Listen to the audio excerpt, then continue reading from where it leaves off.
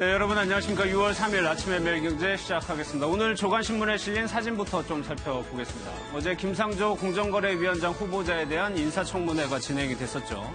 여러 가지 의혹들이 제기된 데 대해서 김상조 후보자가 대처를 잘했다는 평가도 있고요. 여전히 의혹이 남아있다라는 의견도 있습니다. 초조한 김상조 후보자, 대치동 이사는 아내 암치료 때문에 한 것이다라고 밝혔습니다.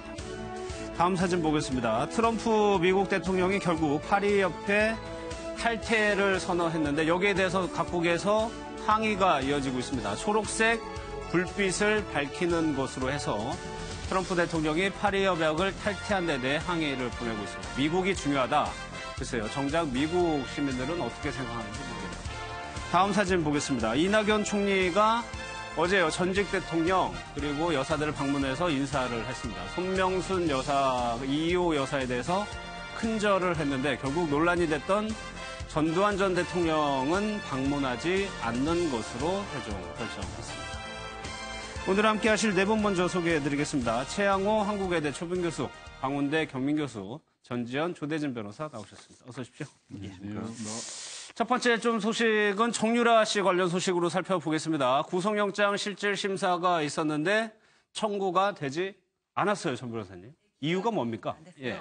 어제 이제 구속영장 청구됐다 그럴 때 혐의가 뭐냐 그랬더니 이제 언론에서는 뭐 업무집행방해, 공무집행방해, 그다음에 외환관리법 위반까지 나오더라고요. 근데 외환관리법 위반은 그 하나은행 본부장 통해 가지고는 하나은행에서 대출받은 건 관련해 가지고는 올해 1월에 특검에서 이미 수사가 됐는데 그 부분에 대해서는 어떤 기소 조치가 이루어지지 않았고 최순실 씨 혐의에도 거기는 빠져 있거든요. 그래서 이 부분이 뭐가 들어갔는지 좀 의아했었는데 나중에 확인을 해보니까 이제 업무방해하고 위계에 의한 공무집행방해죄 두 개가 이제 청구됐다 그러는데 일단 업무방해죄 관련해서는 2대 그 입시 때 면접 때 이분이, 그러니까 정유라 씨가 이렇게 메달을 들고 들어갔잖아요. 그건 어떤 업무 방해를 완성했다고 볼 수 있는데 보통 어린 친구들도 엄마가 예를 들어서 선생님한테 촌지를 줘가지고 자기한테 잘해주면은 그런 내막들은 다 알고 있을 거예요. 근데 이 사건에서 정유라 씨가 과연 최순실 씨나 이대 교수들하고 공모를 했냐 부분에서는 좀 입증이 이렇게 힘들 수도 있다는 생각이 들고, 그다음에 위계에 의한 공무집행방해죄는 이제 승마협회 명의의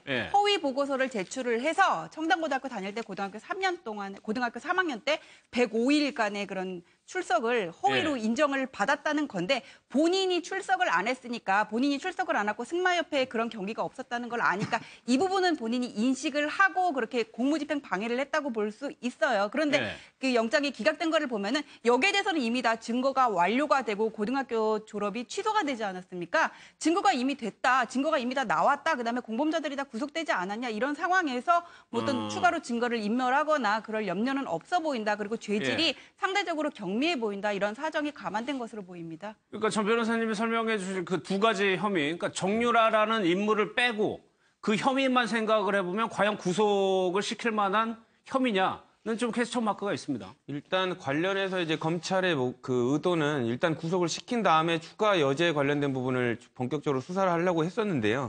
일단 검찰은 되게 자신했던 것 같습니다. 정유라 씨가 덴마크에서 안 들어오고 버티지 않았습니까? 이런 부분 때문에 도주 우려 그리고 증거인멸의 정황들이 있기 때문에 충분히 법원에서 영장이 발부될 걸로 알았는데 의외로 이제 발부를 안 해줬거든요. 그러니까 관련된 사항은 아까 전 변호사님도 말씀 주셨지만 공모관계에 관련된 입증이 좀 어려울 수도 있을 것 같고요. 그리고 일반적 사안으로 봤을 때 구속까지 필요한 사안이냐 이런 부분들 때문에 이제 영장이 기각된 걸로 보입니다. 그러니까 저희가 좀 쉽게 생각을 하면 가령 이대의 부정으로 입학을 하려고 했을 때 정유라랑 최순실 씨랑 같이 머리를 맞대고 야 이렇게 하자라는 부분이 입증이 안 됐다는 거죠. 그렇죠. 그리고 일단 공모 관계라는 게 지금 검찰도 그렇게 생각을 하고 있을 겁니다. 뭔가 최순실 씨랑 그 지금 나와 있는 적시된 범죄 사실 말고도 뭔가 큰 덩어리가 있을 것 같은데 이 공모 관계가 정말로 엄마와 딸이 짜고 있는지에 관련돼서는 명확하게 입증하기가 좀 어렵거든요. 그렇기 때문에 수사하는 과정에서 밝힐 수밖에 없는데 이 부분을 영장에 담아서 청구하기는 조금 많이 어려웠을 가능성이 높습니다.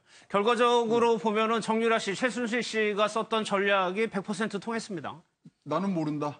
너 모르고 나는 관여한 거 없다. 엄마가 시켜서 했다. 그렇죠. 근데 이해가 안 가요. 말이 안 되죠. 저는요, 지금 해 도피한 거부터 해서, 그다음에 거기서도 또 독일에서 또 딴 데로 움직이고, 이게 자기 의사 아니면 안 되거든요. 근데 결정적인 저는 증거가 뭐냐면, 블라디미르를 타겠다고 자기가 주장을 했잖아요. 비타나 무이, 그다음에 그때 뭐 라오싱, 살바토르 이런 거 사줬는데 그거 싫으니까 블라디미르 사달라고 그래서 그게 뭐 30억인가 한 거를 했잖아요. 그거는 100% 공모한 그 증거 아니겠어요? 삼성이 그렇게 지원을 하고 있는데 그러니까 범죄 그 수익 은닉에 결정적 증거가 그거 된다고 봐지는데 그런 부분들이 기소에 안 들어간 부분이 뭐 이제 재청구를 한다 그러는 지금 원칙은 입장은 밝혔습니다만은 좀 더 그런 부분들이 이제 보강이 돼서 최대 수혜자 아닙니까? 그리고 나 몰라라 그러고 사실은 철부지 20대의 그런 흉내를 내는 것 같아요. 왜 모르겠습니까? 철저히 좀 조사를 해주시기를 바라겠습니다. 그러니까 좀 의문이 드는 거는 애를 이제 학교에 부정으로 입학시키기 위해서 엄마는 무려 7년을 구형받았고요. 학교 관계자는 5년을 구형받았는데 정작 수혜를 받은 학생은 구속조차 안 되는 게 법 논리인가 봐요. 근데 이제 그 당시에 그는 학생 고등학교 대학 입시고 할 때까지는 사실 그 민법상으로 보면 아마 그 법적 책임을 면탈을 할 수 있는 연령이었을 겁니다. 아마 고등학교 때 그런 문제라든가. 근데 저는 전반적으로 보면 당연히 이게 잘 기획되고 연출된 입국이었다. 이렇게 보여지거든요. 이렇게 공항에 딱 들어와서 아주 정교하게 5분 동안 인터뷰한 내용 속에는 사실상 범죄 혐의에 대해서 부인하는 내용입니다. 큰 축이 한 3가지가 있었지 않습니까? 입학 비리와 관련해서는 부정입학은 인정하는데 그것은 엄마가 한 거고 그다음에 엄마와 그 박근혜 전 대통령의 국정농단과 관련해서는 자기는 그 관계의 일을 전혀 모른다로 이제 얘기를 했고 아마 외환 거래법 위반 문제와 관련해서도 본인은 정당하게 평창동 땅 그거에서 대출을 받아가지고 뭐 했다 이런 정도인데 문제는 이제 결국 영장 기각됐습니다만 그 국민적 감정으로 보면 매우 아마 수용하기 어렵죠. 그러나 법적 논리로 이 강부용 그 영장 판사가 누굽니까? 박근혜 전 대통령을 3월 31일 날 구속시킨 그 판사입니다. 그런데 이 검찰의 그 수사가 미진했다는 부분을 검찰이 반성을 해야 되는 부분입니다. 이 행위에 대해서 예를 들면은 공범 관계를 증명하는 행위 분담 정도를 검찰이 정확하게 입증을 해서 판사한테 수사 자료를 제출을 했어야죠. 할 때도 이미 우리가 많이 의심하는 삼성의 그 돈을 받은 거를 어떻게 사용했는가 이 뇌물 관련해 공범으로서의 행위 분담 정도를 입증을 검찰이 제대로 못했잖아요. 물론 지금 윤석열 새로 이제 중앙지검장이 수사를 다시 책임을 집니다만은 정유라 정도의 이제 구속 여부는 큰 문제가 안 된다라고 하면 인식하는 것 같긴 해요. 향후에 이제 사실 기존 정유라와 관련된 부분은 핵심적인 부분이 얼마나 공모관계에 있었는가를 밝혀주는 문제입니다. 앞으로 검찰의 보강 수사를 통해서 이걸 밝혀내는 게 증명하는 부분이 검찰의 몫이죠. 재청구해야 된다.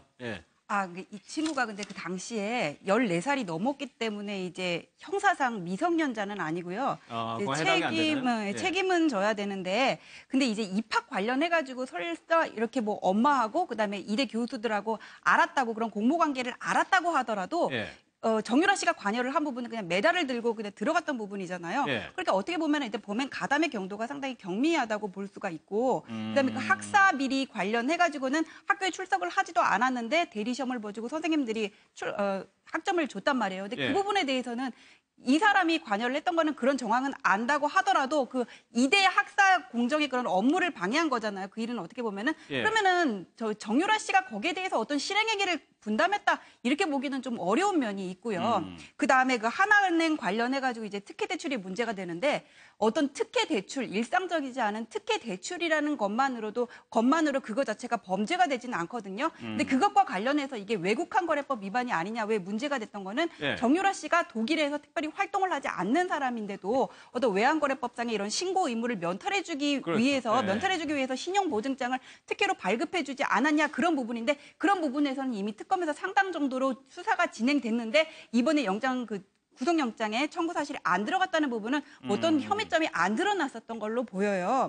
그리고 이제 뇌물죄에 대해서도 검찰이 이제 재수사를 해서 밝혀낸다고 해야 되는데 이게 그 정유라 씨가 처음에 삼성에서 말을 사줬던 게 삼성에서 헤일그스트란이라는 덴마크 출신의 어떤 승마 코치한테서 뭐 비타나 부이라든지 그런 살바토르라고 하셨나요? 그런 말들을 샀다가 최순실 게이트 터지고 이렇게 되판 그런 정황은 나와요. 그리고 헤일그스트란은 정유라가 덴마크 울버른에서 지난 2월이었나요? 체포가 될 때 정유라를 그 당시에 이렇게 그 주변에서 케어해주고 있었던 게 아니냐 그런 의혹을 받는 사람이거든요. 근데 이 부분에 대해서 얼마나 이제 아는 거를 털어내느냐가 요건인데 검찰이 정유라 씨의 신병을 이렇게 확보하지 않은 상태에서 그 부분에서 얼마나 이렇게 자발적인 진술을 받아들일 수 있느냐 또는 좀 이거 문제라고 보고요.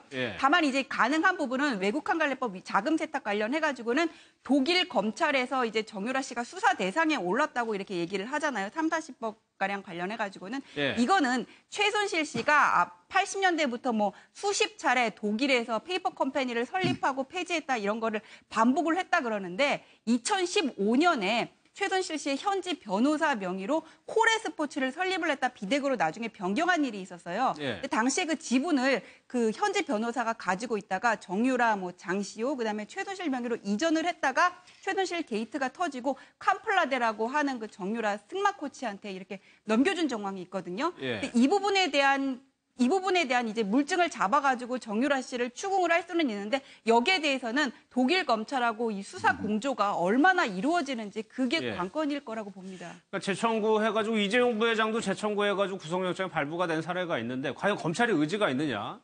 주변에서 이 부분 한번 볼게요. 한국일보인데요. 윤석열 서울중앙지검장의 주변에 얘가 뭘 알겠냐라고 말한 것으로 알려졌다. 얘가 뭘 알겠느냐? 그거는 의지가 없다는 얘기거든요. 사실상 뭐 재청구는 할 것으로 보입니다. 뭐 국민적인 관심사이기도 하고 사실상 정유라 씨가 최순실 씨와의 관계에 있어서 특히 뭐 자금 쪽이라든지 무슨 돈을 받아서 그 덴마크에서 생활했는지 좀 밝힐 부분이 많이 있거든요. 그리고 유일한 상속자이기 때문에 재산 관련된 내역을 자세히 알고 있을 가능성이 높습니다. 그리고 정유라 씨의 태도를 보면 되게 어리숙하고 나는 몰라요, 엄마가 다 합니다 라는 식으로 행동을 하고 있지만 제가 보기에는 되게 고단수일 것 같아요. 어떻게 보면 최순실 씨보다도 더 고단수일 가능성이 높고요. 그러니까 이런 부분을 사전에 철저히 준비해서 왔을 가능성을 검찰도 어느 정도는 알고 있을 겁니다. 그렇기 때문에 우리가 너무 쉽게 보지 않았나 이런 반성과 더불어서 재청구를 할 것으로 보여집니다.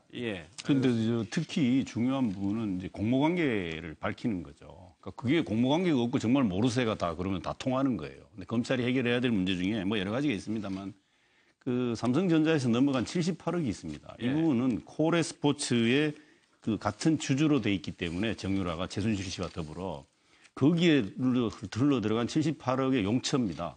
정유라 이름으로 현지에 그 집을 4억 8천만 원짜리를 사둔 게 있고 또 본인이 생활을 장시간 하면서 생활비 같은 경우를 뭘로 조달했는지가 아마 제가 보기엔 지금 앞서 우리 전 변호사 말씀하셨지만 독일 검찰하고 제가 볼 땐 공조가 잘 될 거라고 봅니다, 이미. 그러니까 탈세 관련 부분도 아마 최순실이 탈세도 현지에서 포착을 해서 지금 수사 들어가 있다고 하니까 제가 보기에는 충분히 준비가 안 돼서 이번에 영장을 청구할 때 기재를 안 했지만 이 부분은 충분히 아마 확인 가능한 부분이라고 봐서 그 윤석열 지검장이 뭐 애가 뭘 알겠냐 이렇게 말했다고 하는데 뭐 그건 이제 보도에 불과한 것이고 사실은 분명히 국민적 관심사이기 때문에 최대 수혜자로 지금 알고 있는데 수혜자가 아무런 그게 물론 이게 영장이 기각됐다고 해서 범죄 사실이 기각된 게 아니잖아요.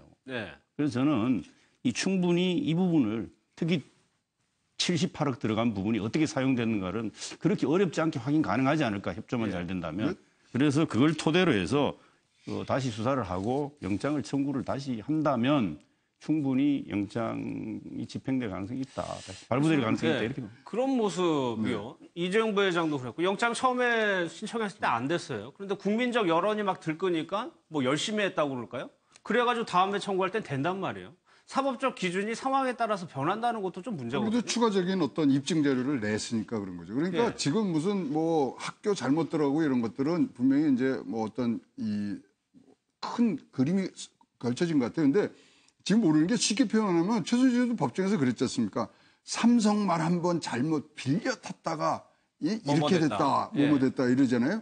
근데 이거 빌려 탔는지 공짜로 삼성에서 태워줬는지 억지로 말을 뺏어서 태워준지 그게 중심 아닙니까? 그게 범죄 수익 은닉하고 모든 지금 소위 말하는 커넥션에 검은 돈들이 오고 간 정황인데 그 부분에 좀 더 맞춰진 그런 이 혐의를 검찰에서 좀 더 밝혀내고 좀 더 보강을 했을 때는 뭐 국민 정서를 떠나서 지금 자기의 차명폰에 있는 흔적 다 없앴죠. 78억 지금 지원된 그 자료들 다 증명들 다 없앴죠. 뭐 해외 도피했죠. 여러 가지로 봤을 때 이거 뭐 구속 수사가 맞지 않나 우리 같은 비법조인도 그렇게 생각을 하고 있는데 조금 더 자료 보강에 좀 부탁을 드리고 싶은 그런 생각이 있습니다. 예. 그 이재용 회장이 나중에 영장이 인용됐던 이유는 추가 증거가 나왔어요. 그러니까 공정이라든지 금융위 압수수색을 통해 가지고 바이오로직스 뭐 상장 매각이라든지 SDI 주식 매각 처분, 그다음에 삼성전자가 공정위에다가 금융거래위원회에다가 삼성생명의 금융지주사 전환을 요청했다는 부분들이 이렇게 새로운 증거들이 나왔단 말이에요. 예. 처음에 영장이 기각된 거는 삼성물산과 제일모직 합병식이랑 이재용 회장과 박근혜 대통령의 그 독대식이랑 이게 안 맞았어요. 예. 나중에 했는데 무슨 청탁을 했냐 좀 이런 부분들이 있어가지고 이게 과연 대가성이 있냐가 문제였는데 나중에 새로운 증거가 나옴으로 인해서 앞뒤를 엮어가지고 이것들이 나 삼성전자의 삼성그룹의 경영권 승계의 일환이었구나 이런 점들이 인정이 됐거든요. 이 점에 관해서는 당시에 김상조 교수가 특검에 가가지고는 특검에 있는 검사들을 상대로 이제 강연을 했다, 설명을 했다 그런 보도도 있었어요. 근데 이번에 정유라 같은 경우에는 과연 그런 새로운 물증들이 이미 다 이제 공범들에 관한 재판이 진행되고 있는 과정에서 나올 수 있는지 그 부분이 관건이에요. 신병 확보도 안 한 상태에서. 그래서 이 부분에 대해서는 제가 아까도 말씀드렸던 것처럼 독일 검찰하고 수사 공조를 통해서 해외에서의 자금 세탁에 관한 어떤 물증을 잡아내는 수밖에 없다. 그리고 어제 또 모 언론사에서 단독으로 정유라가 귀국하기 전에 공범들과의 차명폰 오고 간 내역이라든지 그다음에 그 삼성 출처 내역이 될 수 있는 서류들을 모두 이렇게 폐기했다 그런 보도들이 나왔는데 물증을 가지고 그 부분을 이렇게 계속 추궁을 하는 수밖에 없는 것 같아요. 그 부분에서 혐의를 잡아가지고 다시 영장을 치던가 해야지 아무런 수사가 더 이상 이루어지지 않고 다시 영장을 청구를 한다면은 또 기각이 되는 수밖에 없을 것 같습니다. 그러니까 제가 말씀을 드린 거는 정치적인 상황이라든가 여론에 따라서 검찰이 한 번은 안 되는 거 그걸 되게 하는 경우가 지금까지 계속 있어 왔거든요. 그러니까 새 정부가 출범하면서도 만약에 또 여론에 의해서 정유라 씨에 대해서 구속영장 청구해서 받아냈다고 한다면 여전히 그 문제가 지속되고 있는 거 아니냐. 그런데 이건 이런 부분이 있습니다. 검찰이 뭐 여론을 당연히 안 의식할 수는 없는데 그러나 증거주의잖아요. 증거가 있어야 구속이 시킬 수 있습니다. 그러니까 수사를 얼마나 제대로 하고 철저하게 하느냐 여기에 달려 있다고 보여지고 거듭 말씀드립니다만은 충분히 독일 검찰하고 협조를 해야만 새로운 증거를 추가해서 사실 뭐 학사 비리 이 부분은 충분히 지금 뭐 엄마가 다 했다고 하는데 본인이 뭐 구형까지 할 방법이 없어요. 근데 엄마가 지금 7년까지 구형은 됐죠. 물론 뭐 실제 선고에서는 또 늦어질 가능성이 있지만 이런 상황에서는 다른 방법이 없습니다. 정유라의 그 도피 생활 기간 그 속에 또 거듭 말씀드립니다만은 78억 간 부분을 어떻게 사용했는지에 대한 거를 확인하는 그런 것 속에서 아마 추가 입증을 한다면 충분히 영장을 재청구하고 구속수사가 가능할 수도 있다. 알겠습니다. 국정농단 초기에 정유라 씨에 관련된 신병인도 관련해서도 검찰이 조금 머뭇거리는 부분이 있거든요. 이 부분뿐만이 아니라 여러 가지 왜 저쪽을 수사를 안 하지라고 국민적 의구심을 갖는 부분이 많았습니다. 근데 지금은 검찰이 그런 자체적인 속도 조절을 못 합니다. 지금은 이제 다 보고 있기 때문에 어쨌든 열심히 할 건데 지금은 관련해서 검찰의 개혁 얘기도 나오고 있지 않습니까? 그러니까 최선을 다해서 해야 되는 상황이 됐을 걸로 저는 생각이 됩니다. 근데 다만 이번에는 대충 했다기보다는 이것만으로도 충분하다라는 생각을 했는데 의외로 이렇게 어떻게 보면 영장이 기각돼 버리는 바람에 여러 가지 관련된 자료는 특검에서 받은 자료도 있고 갖고는 있을 겁니다. 그렇기 때문에 조금 더 열의를 가지고 준비를 해서 재청구를 할 것으로는 보여집니다. 혹시 그런 것도 검찰이 수사 기법에 쓰나요? 그러니까 결정적인 증거를 가지고 한 번은 그냥 어떻게 보면 좀 고의로 좀 기각이 되게 했다가 다음에 한번 제대로 준비된 거를 넣어가지고 영장을 받아낸다. 뭐 제가 아는 범위 내에서는 그런 무리수는 두지 않는 걸로 보이는데요. 일단은 뭐 그런 고도의 심리를 할 수 있다면 뭐 본인이 다 예견했어야 되는데 그건 어려울 것으로 보이고요. 다만 아까 말씀드린 대로 검찰은 이번이 영장이 당연히 나올 걸로 생각을 해서 일단 손쉬운 거.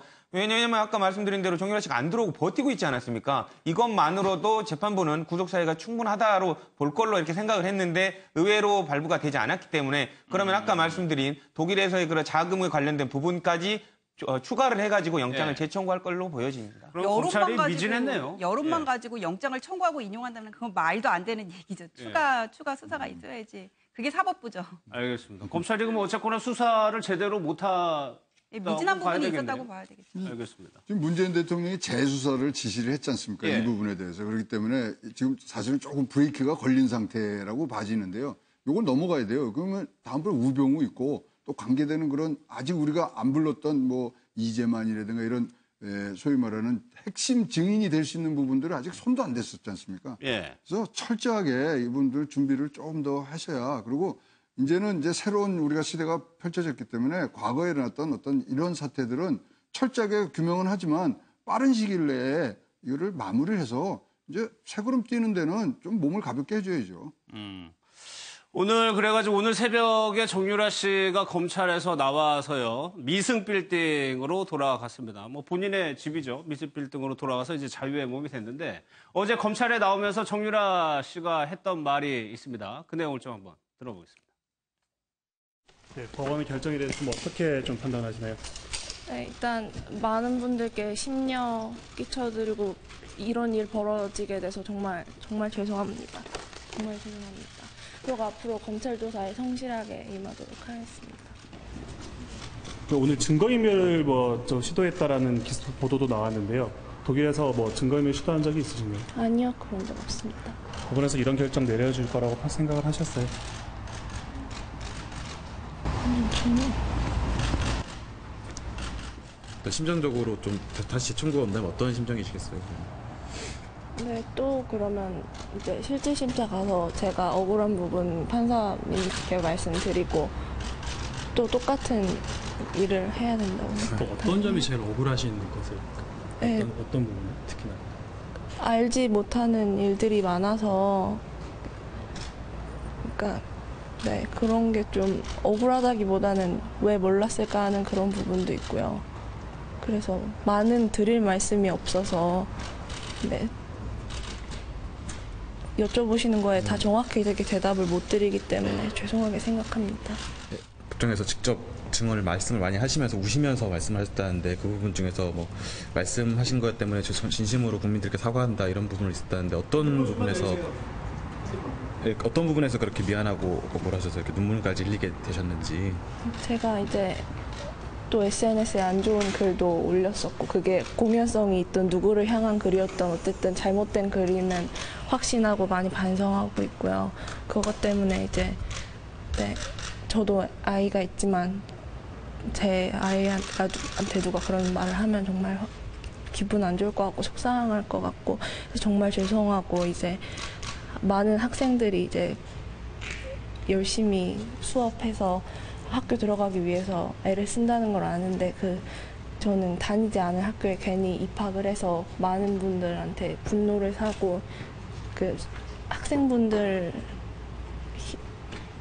입장에도 좀 안 좋은 영향을 끼치는 것 같아서 정말 죄송하게 생각합니다. 그럼 여전히 아까 학교 안 다니셨다고 그러셨는데 여전히 입학과 이제 학사 관련해서는 여전히 모르신다는 입장이신 건가요, 그러면? 네, 그렇습니다. 혹시 어머님 면회 가실 생각은 있으십니까? 그게 허락이 된다면 당연히 가겠지만 허락이 안 된다면 가지 못할 것 같습니다. 아, 면회를 못 하는군요. 정유라 씨가, 최순실 씨는. 저 경우에는 그냥 접견이 금지되지 않을까. 근데 최순실 씨 같은 경우는 이제 변호인 외에 일반인 접견도 허용이 되고 있는데 허가가 안 될 것 같아요. 이게. 근데 허가가 안 된다고 하더라도 지금 변호인이 동일하지 않습니까? 이경재 변호사. 이게 다 얘기는 오고 갈 수 있겠죠. 절대 허락이 안 될 겁니다. 왜냐하면 공범관계지 않습니까? 그리고 이제 변호를 통해서 의사 전달은 할 수 있다고 하더라도 당사자끼리 만나는 그런 허락을 해줄 가능성은 없고요. 또 관련해서 지금 진술에 관련된 부분을 재판하는 과정에서 재판부가 또 판단을 해야 되는데 말을 맞출 수가 있기 때문에 접견은 안 될 것으로 보입니다. 어제 실질 심사에서 정유라 씨가 눈물로 호소를 했다고 합니다. 지난날에 언행을 반성한다. 그러니까 SNS에 올린 글을 그 부분을 반성한다는 얘기였던 것 같아요. 눈물로 호소했다.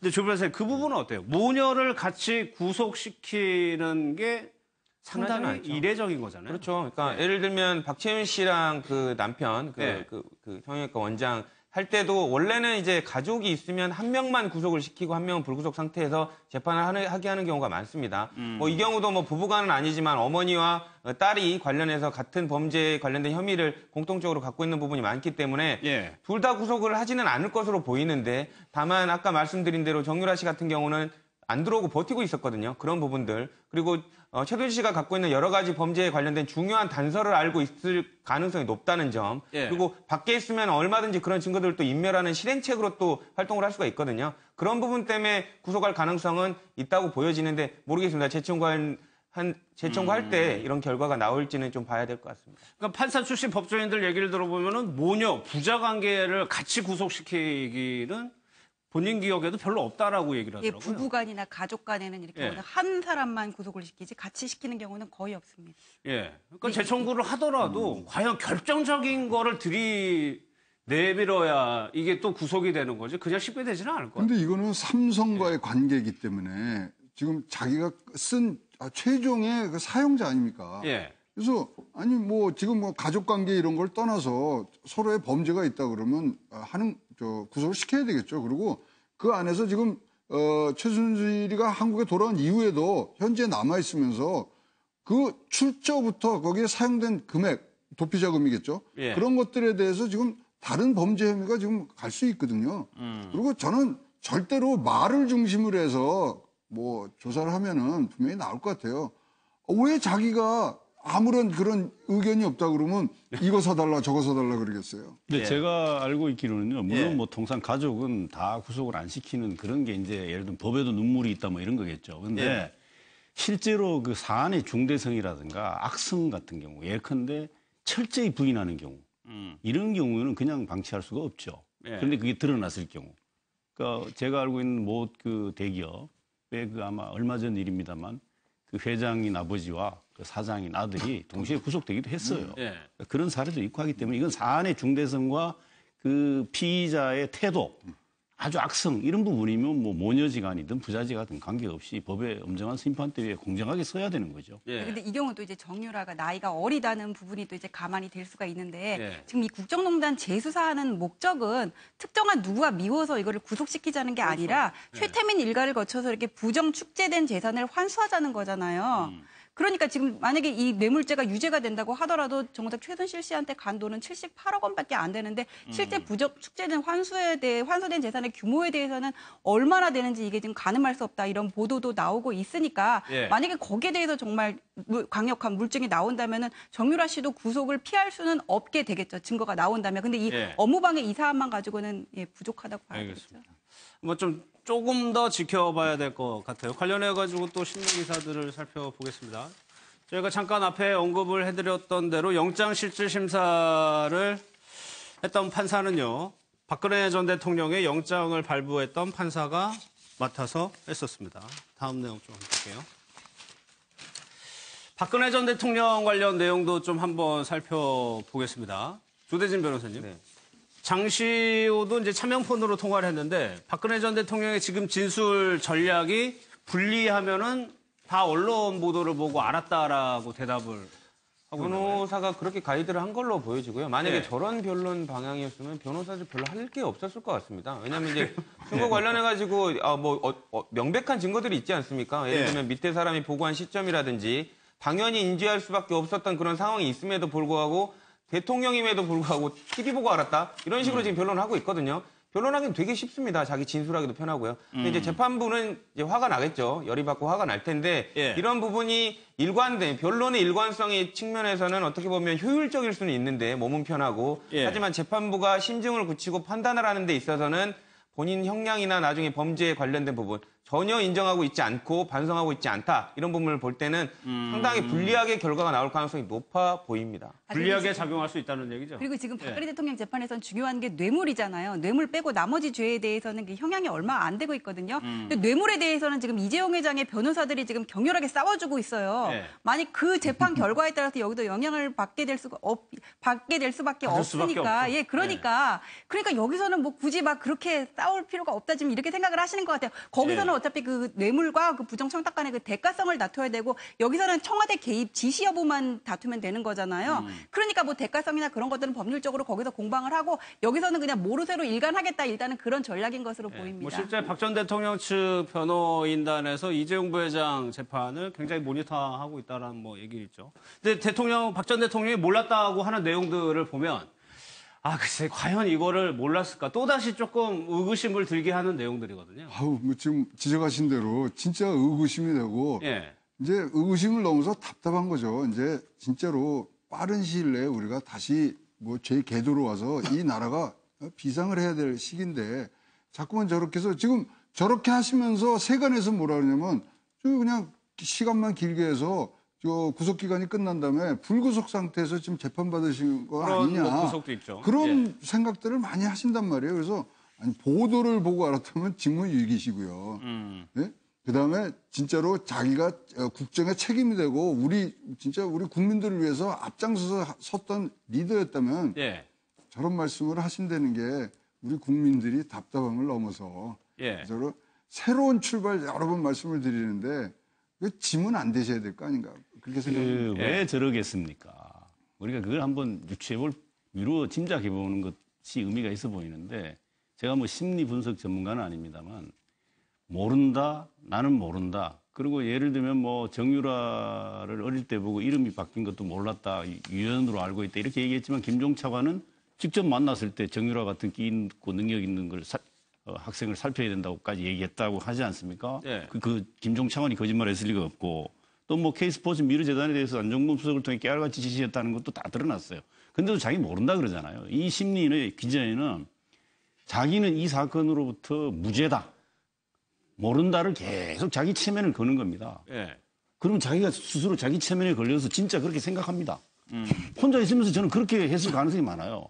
그리고 두 번째는 뭐냐면 저거는 이제 예를 들면은 그 알고도 모른 채를 반복하면 자기 체면이 걸리는 것에 아마 그 같이 그렇게 되지만 두 번째는 그런 생각도 했을 거예요. 법정 형량에 대해서는 개의치 않는 거죠. 왜냐하면 저분은 어차피 이분을 정치 재판으로 몰고 가는 겁니다. 자기 지지자들 바라보고 끝까지 자기 무죄를 주장하고 그렇게 가야 자기 지지자들한테 면목도 쓸 뿐만 아니라 정치 재판으로 끝까지 가야 나는 끝까지 무죄인데 나중에 재판부가 법적 판단에 의해서 뭐 중형을 해도 난 할 말이 있는 거다. 그리고 사실은 그 전례를 보는 겁니다. 우리가 기억하겠지만은 전두환 씨나 노태우 이런 사람들 한 사람은 사형이었고요. 한 사람은 무기징역이 구형됐습니다. 선고됐습니다. 그리고 얼마 살았어요? 1년 반 살고 정치적으로 다 사면됐습니다. 본인이 그걸 생각 안 하겠습니까? 충분히 봤죠. 자기는 누구보다도 그 과정을 다 지켜본 사람입니다. 그래서 자기한테 지금 뭐 짠짠한 걸 인정하고 말고 해서 하나 인정하면 다 무너집니다. 댐이 작은 구멍으로부터 무너지듯이 한 개 딱 뚫리면 다 연쇄 반응을 일어나기 때문에 모든 걸 통째로 근원적으로 뿌리째 부인해버려야 됩니다. 저게 박근혜 전 대통령의 재판에 임하는 전략입니다. 그렇기 때문에 그 사소한 부분에 대해서 법리 공방 다툴 생각 없습니다. 형량 문제 개의치 않습니다. 정치 재판입니다. 그리고 자기 무죄라고 체면을 겁니다. 그러고 나서 정치적 사면을 기대합니다. 저게 제가 보기엔 전략이라고. 박 전 대통령 재판 내용은 법리적으로 따지기보다 정치적인 시각에서 봐야 돼요. 그렇죠. 정치적 시각이고 지금 전략이고 그다음에 말씀하신 대로 무죄의 프레임에 지금 그거를 다 갖다 맞추려고 그러니까 지금 뭐 어쨌든 간에 시간이 길게 늘어지는 그런 효과들은 지금 뭐 톡톡히 누리시고 있는 것 같아요. 저희가 이제 사면이라는 걸 기정사실로 해서 얘기를 해서 그러는데 과연 문재인 이런 분위기가 유지가 된다면 과연 문재인 대통령이 박 전 대통령의 사면을 임기 중에 과연 검토할 수 있을까? 전혀 해서는 안 되죠. 만약에 이거 박 전 대통령이 이렇게까지 해서 조기 대선을 치러서 촛불혁명으로 이렇게 대통령을 새로 뽑았고 이제 적폐라는 거, 이제 이 사회에 잘못된 것들을 지금 만들어가고 있는데 새롭게 만들어가고 있는데 이 정권에서 사면을 해준다면 국민들이 법 지키고 싶을까요? 법 지키고 싶을 생각이 없을 겁니다. 그렇기 때문에 제가 생각하기로는 물론 시간이 좀 가면 대통령을 했던 사람으로서 어느 정도 그 책임을 지고 잘못을 반성하면 사면을 고려해 볼 수는 있습니다. 근데 지금 박 전 대통령의 입장이 어떻습니까? 나는 무죄다. 나는 무죄인데 엮어서 모함을 당해서 지금 재판을 받고 있다. 이런 태도거든요. 사면 자체라는 말이 나오는 게 부적절하고요. 그건 국민에 대한 모독이라고 생각합니다. 그러니까 그러면은 임기가 5년이거든요. 5년. 글쎄요. 이 부분을 박 전 대통령 측에서 좀 한번 생각을 해봐야 되지 않을까라는 생각입니다. 지금 상황에서 지금 뭐 1년, 2년 좀 지나가지고 박 전 대통령이 사면을 얘기한다? 그게 가능성이 있을까요? 그러니까 그래서 저는 이제 정치적 사면을 노리고 변호인들이 만약에 그거를 뭐 목적으로 했다고 저는 보여지지 않는데요. 지금 상황 자체가 사면이 도저히 이루어질 상황이 아니고요. 그리고 관련돼서 지금 박 전 대통령도 전혀 반성하고 있지 않는데 사면을 하면 또 다른 지금 현 정부가 또 다른 어려움에 봉착할 위기도 있습니다. 국민들의 그렇겠죠. 법 감정하고 또 맞지 않으니까요. 그렇기 때문에 왜 자꾸 이런 방향으로 이렇게 변론을 모르쇠로 일관하는 거 자체가 저 같은 경우는 만약에 저쪽 변호인이라면 충고를 해주고 싶습니다. 정말 뭐 아주 박 전 대통령을 오래 그 형무소에서 살게 할 작정이 아니면 왜 이런 식으로 변론하고 있는지 참 의아한 부분이 되게 많습니다. 좀 이해가 안 되는 부분이 많아요. 따져보면 그런 해석도 좀 아닌 것 같고 또 다르게 해석하려 보니까 또 아닌 것 같고. 아니 그러니까요. 이 정말 그 단단히 아마 착각을 하면서 지금 이 재판 전략을 짜고 있다. 이게 유영하 변호사가 이제 시종 일관 한 사람 일관되게 했는데 예. 이 지금 432명이나 되는 이 증인의 이 부분을 증거 자체를 다 부동의해 버리면 어떤 결과입니까? 한 명씩 다 불러야 돼요. 다 불러서 직접 그러니까 자기 모순인 거예요. 그러면 이걸 6개월 안에 1차적으로 한번 해보려면 속도를 내야 되고 일주일에 5번씩 해야 겨우 마무리될 수도 있는데 도대체 증거를 다 부동의하고 차일피일 시간만 끌고 세월하고 가라 그러고 박근혜 전 대통령은 한마디도 안 하고 모르쇠 아는 바 없고 변호사가 대답하는 대로 이런 식으로 가는 것은 뭐겠습니까? 속셈이 뻔한 거거든요. 근데 그런 속셈대로 되겠습니까? 저는 조대진 변호사 말이 이거 지금 국민을 뭘로 보고 지금 시대가 어떻게 변했고 이 본인이 어떤 일을 저질러가 여기까지 왔는지를 정말 냉철하게 한다면 정말 최선을 다해서 법정에서 재판에 임하는 그런 자세와 그리고 반성을 하고 그런 모습을 보이는 것으로서 태도를 취하지 않는다면 이런 계속 무성의하고 국민들의 법감정에 전혀 반하는 행동을 계속한다면 오히려 아마 더 중형이 추가될 수밖에 없는 그런 상황으로 치닫고 있다. 지금이라도 전략을 좀 근본적으로 다시 세워서 재판에 임해야 되지 않나 이렇게 생각합니다. 사면도 형이 확정돼야 사면이 되거든요. 그렇죠. 앞으로 1년 남았어요. 네, 빨리 하셔야 되는데 토요일 아침이니까 가벼운 얘기를 하나 말씀드리면 지금 사면 얘기를 하니까 지금 숫자가 우리 탄핵 때 1, 2, 3, 4, 5, 6, 7, 8, 9 나간 거 그때 기억나세요? 뭐 123명이 찬성하고 여기도 그 숫자들이 있더라고요. 수임 번호가 503번이잖아요. 그다음에 최순실가 628번이고 417호 법정에서 하는데 0부터 8까지 있습니다. 다 겹치지가 않고요. 거기다 그러니까 뭐라 그러냐면 구가 하나 빠졌잖아요. 뭘 구하냐? 사면을 구한다. 그래서 거기다가 또 하나 더 붙이면 진짜 그러네요, 이 형. 요번에 정유라가 926편, K 926편을 타고 들어왔어요. 그 비행기 편명이. 근데 9월 26일 날, 작년 9월 26일 날 한겨레에서 입학 특혜를 최초로 특정 보도한 날이 9월 26일입니다. 그래서 숫자를 이렇게 풀이했는데 토요일 날 아침이니까 그냥 가벼운 얘기 한번 했습니다. 최 교수님 그런 풀이를 어디서 이렇게 또 연구를 하셔서.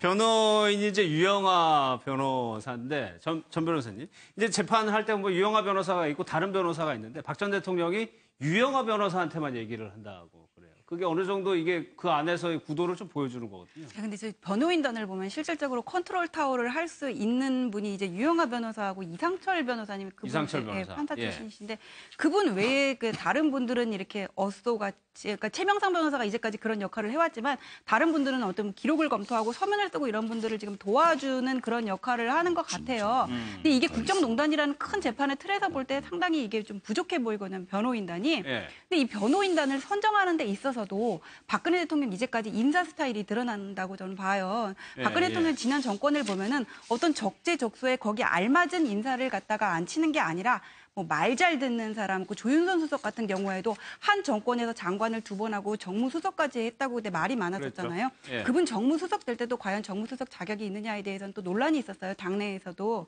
그런 것들이 지금 변호인단 선정하는 데서도 나타나고 지금 변호인단의 조력을 뭐 변호인단의 조언을 구해야 된다 이런 말씀하시는데 아마 안 들으실 거예요. 누가 와도. 그러니까 어차피 그냥 안 들을 거고 박근혜 대통령이 소통하고 싶은 사람은 유영하 변호사밖에 없으니까 그냥 이런 구조가 계속 반복될 수밖에 없다고 보이고 유영하 변호사 같은 경우에는 2007년에 박근혜 전 대통령하고 그 이명박 대통령하고 경선 치를 때 최태민 의혹을 다 막아냈던 사람이에요. 그 법률지원 팀장으로 있으면서 그때 이제 박근혜 대통령의 이런 내밀한 어떤 것들을 소소하게 알고 소소한 부분까지 다 알고 많은 얘기들을 했던 것 같은데 박근혜 대통령도 너무 사면이라든지 이런 정치적으로 몰고 가지 말고 좀 이제 좀 실리적으로 생각을 하셔야 되는 게 아닌가. 1심 재판이 끝나야지 좀 그런 생각이 바뀔 수 있을까요? 근데 저는 안 바뀔 것 같아요. 안 바뀔 것 같은 게 또 뭐냐면 유영하 변호사 호칭이 글쎄요, 그 재판장에서 실질적으로 전했던 그 직함을 부르는 일이 허용이 안 됩니까? 되죠. 그리고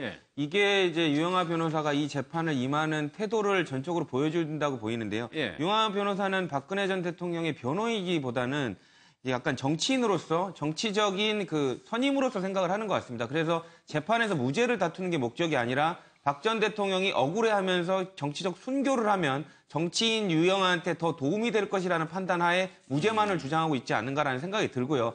만약에 변호인이라면은 세부적인 부분 관련돼서라도 무죄 입증할 부분은 충분히 입증을 해야 되는데도 불구하고 계속 억울하다는 얘기만 하고 있거든요. 그러니까 이런 부분이 변호인 유영아가 아니라 정치인 후배로서의 유영아, 박근혜 전 대통령을 모시는 후배 정치인으로서 유영아로서 이런 마음가짐으로 하다 보니까 박 전 대통령이 무죄의 취지 입증을 하는 게 아니라 정치적 순교, 정치적으로 억울해서 희생되어지는 이런 모습을 만드는 게 결국엔 자기한테 정치적으로 유리할 수가 있거든요. 그러니까 그래서 유리한 그런 정치적인 방향으로 가지 않느냐. 호칭에서도 그런 부분이 드러났다고 보여집니다. 그래서 몇 차례 좀 지적을 받았나 봐요. 이제 그럼에도 불구하고 입에 붙은 거는 첫 번, 한두 번은 이해할 수 있지만 그 다음에 나오는 거는 본인이 생각을 해가지고 고치려고 노력을 해야 되는데. 그럼요.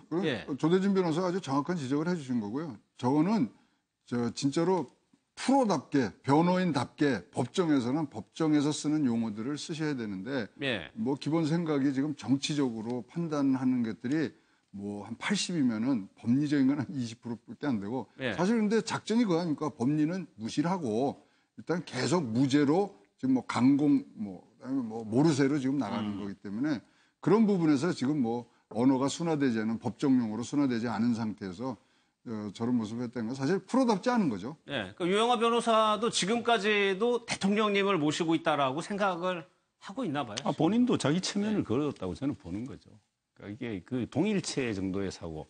그러니까 어떤 면에서는 사실은 그 어떤 빙의에 가까운 수준으로 사실 해야 그 제대로 된 변호사라고는 할 수 있지만 법정에서 요구되는 그런 태도와 자세는 또 해줘야 되는 게 프로다운 모습인데 그 지금은 본인이 거의 박 전 대통령의 생각을 거의 대변을 확실하게 하고 있다. 이렇게 생각을 하면서 자기 일체화를 좀 시키는 그런 그 모습의 한 부분이다라고 보여지고요. 그 지적을 받으면 그건 깨닫고 고쳐야 됩니다. 지금부터는 다시 또 반복해서 뭐 대통령이라고 쓴다면 그건 대개 법적 모독인 거죠. 그러니까 그런 측면에서 제가 보기에는 향후에는 안 쓸 거라고 생각을 합니다. 그런 용어를. 근데 계속 대통령님이라고 했다면 그건 입에 붙어서라기보다 저는 의도적이라고 봐요. 그냥 이제 재판부하고 검찰을 향해서 전직 대통령이야, 전직 대통령이야 이런 걸 자꾸 이렇게 각인하는 게 아닐까. 저는 좀 그런 생각도 듭니다. 의도적으로. 이게 입에 붙어가지고 계속 나온다는 건 말이 안 돼요. 이게 변호사가 여러 재판을 가고 또 여러 의뢰인들을 만나는데 그게 입에 붙어서 계속 나온다? 이건 저는 아닌 것 같아요. 그러니까 단순히 지금 피고가 아니고 전직 대통령이라는 거를 자꾸 좀 메시지를 보낸다는 거예요. 각인시키는 것 같아요. 그럴 수도 있는데. 근데 이제 앞으로 못 쓰겠죠. 저는 못 쓰게 될 거라고 봅니다. 재판정에서 판사가 그렇게까지 얘기했는데도 저 정도 얘기했으면요. 다음에 또 쓰면 제 양반은 지금 기본적으로 변호사로서의 기본 자질이 있습니다. 재판에서 재판장이 지적한 사항을 고치지 않고 계속 반복하면 재판에서 자멸하는 제일 빠른 길입니다.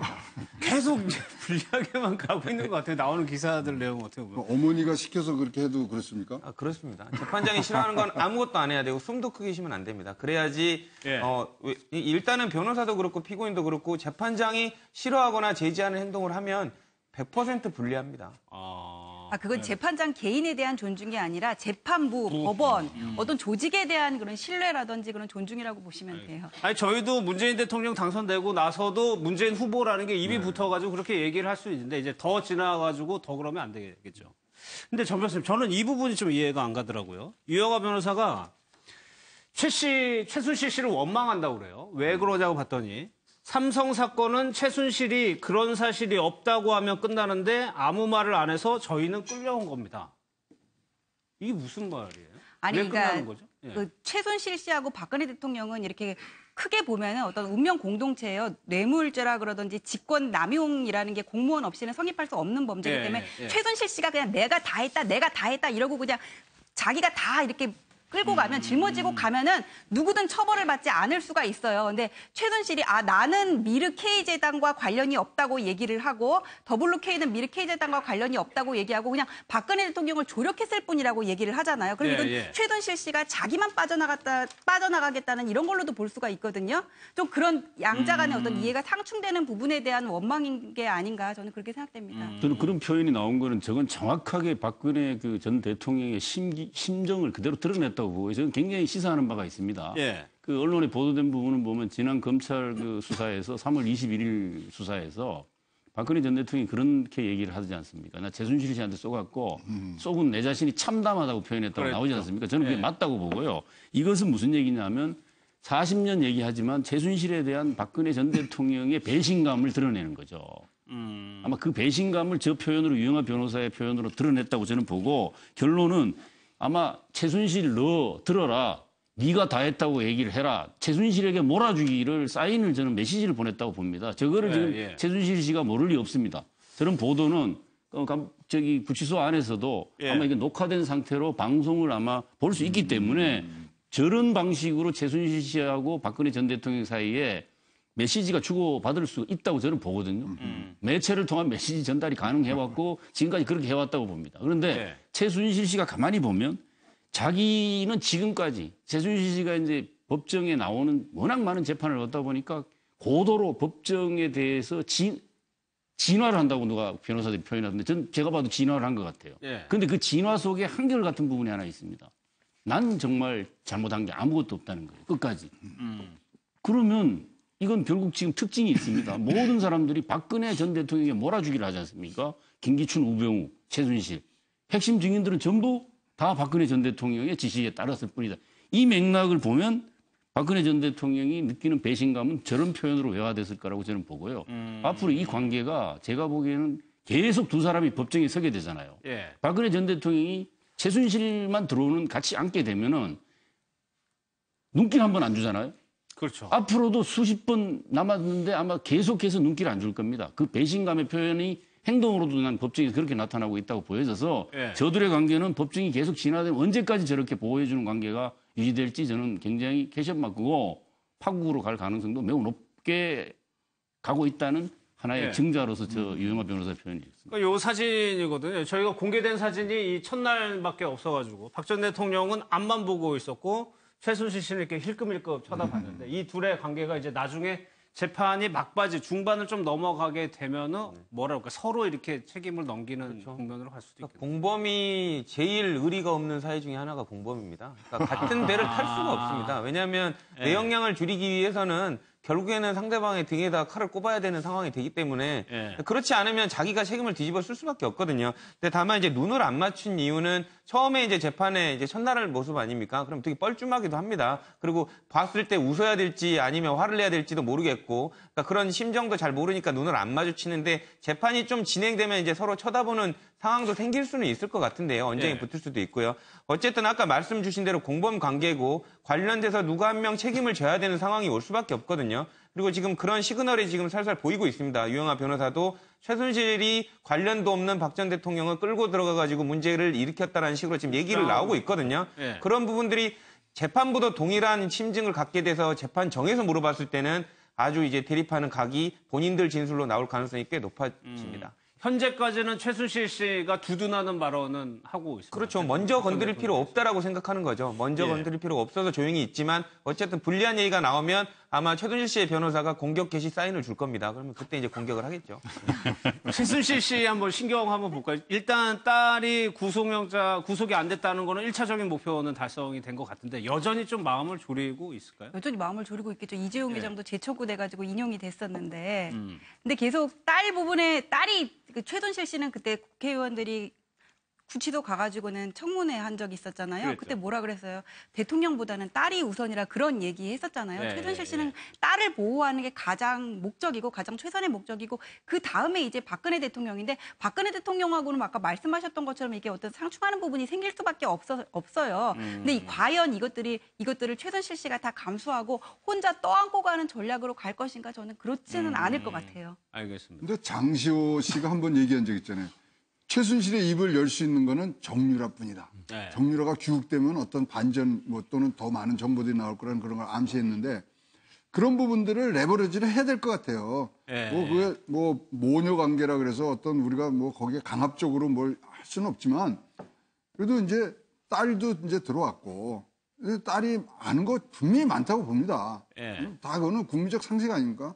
그런 부분들이 좀 활용이 돼서 저희는 사실 무슨 누가 벌 받고 이러는 것보다 진실이 밝혀져서 이것이 재발되는 걸 막기 위해서 이 절차들을 하는 거 아니겠습니까? 그렇죠. 그런 차원에서 조금 더 우리가 다각도에서 볼 필요는 있다. 이렇게 그러니까 저도 이게 좀 시사점을 우리가 추출해 볼 수 있는 건 정유라가 공항에 입국하면서 인터뷰하면서 그랬습니다.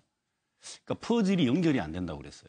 자기가 그랬죠. 그러니까 이건 뭘 의미하냐면 박근혜 전 대통령과 최순실 엄마 관계의 파편들은 알고 있는 사람입니다. 가장 가까이서 자식으로서 수혜를 받으면서 봤어요.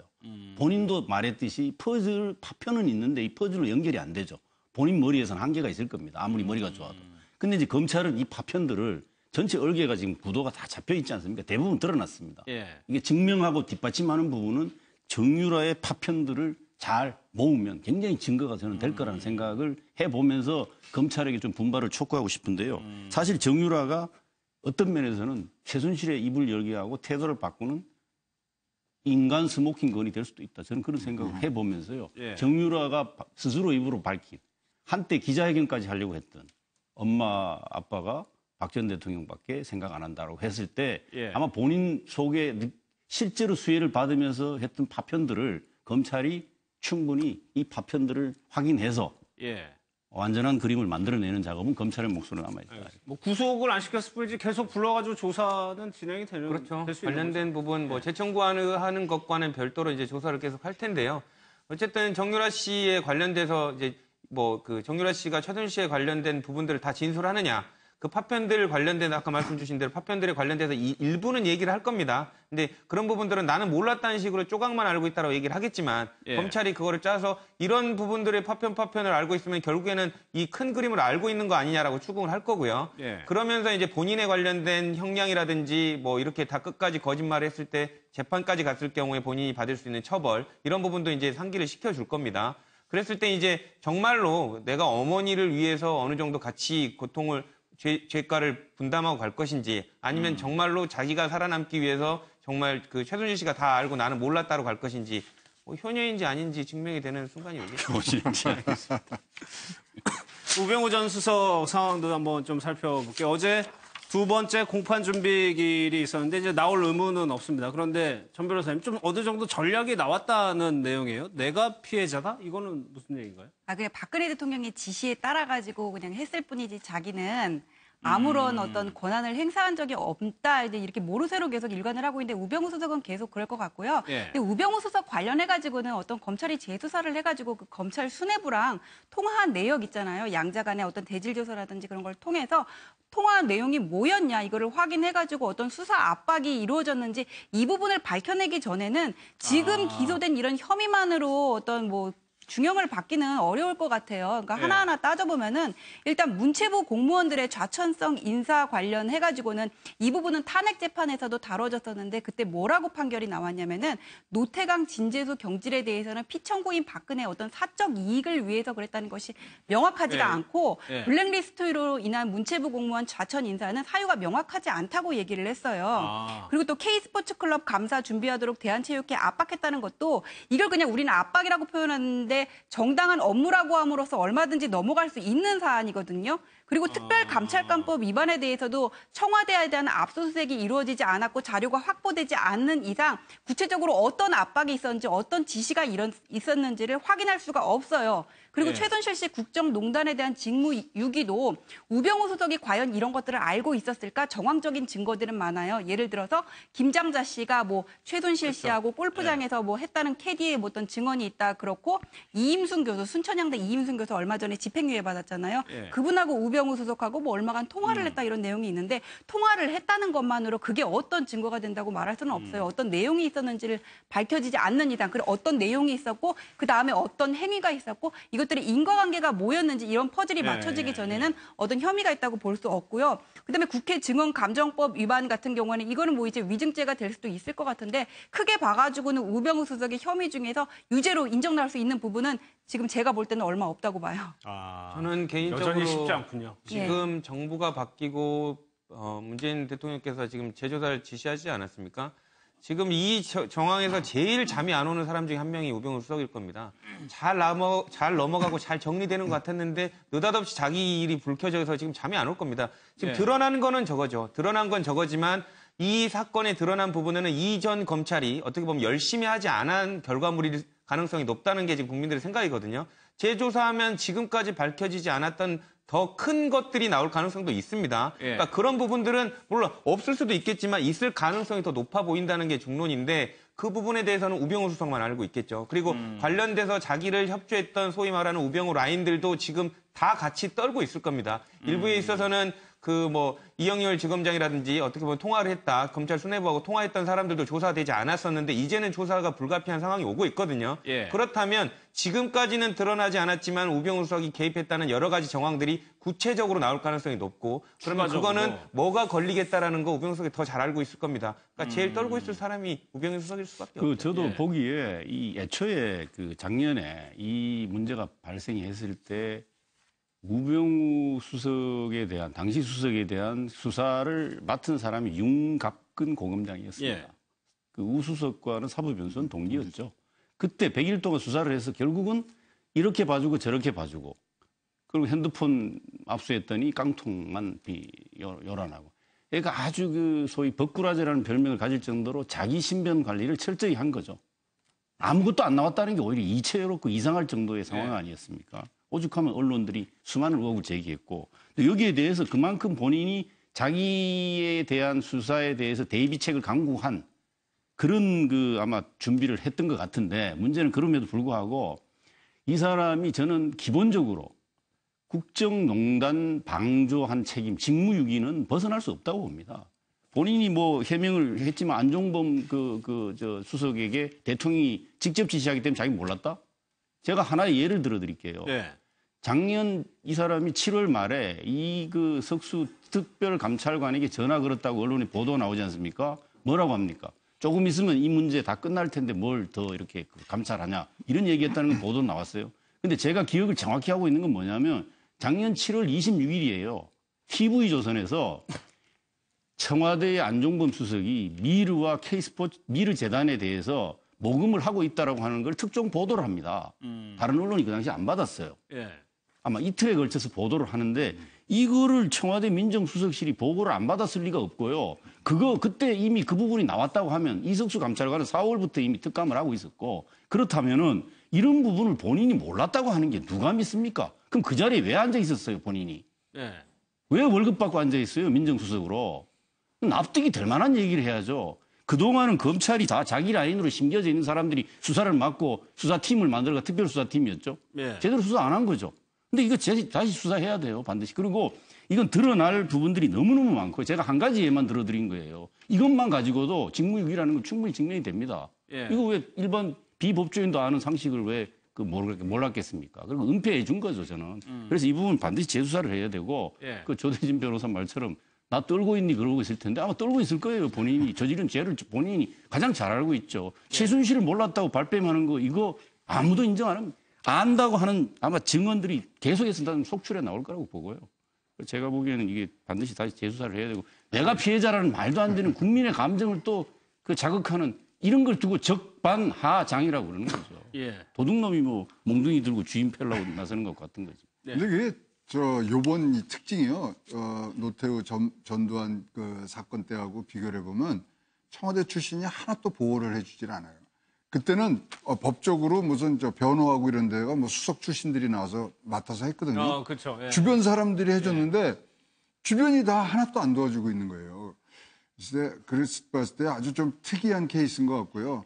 사실 청와대에서 국정을 하는 리더십 제1선봉에서 같이 진짜 생사를 같이 하자고 분명히 단결을 해서 나갔을 텐데 지금 이런 사태가 왔을 때 다 전 대통령으로 올려붙이는 그런 사태를 볼 때는 뭔가 다른 그런 역학관계가 있었던 것 같습니다. 공통점이 많죠. 여기 지금 신문만 보더라도 모른다, 모르세, 언론 보도로 보고 알았다. 라고 얘기를 공통점으로 얘기하는 것이 글쎄요.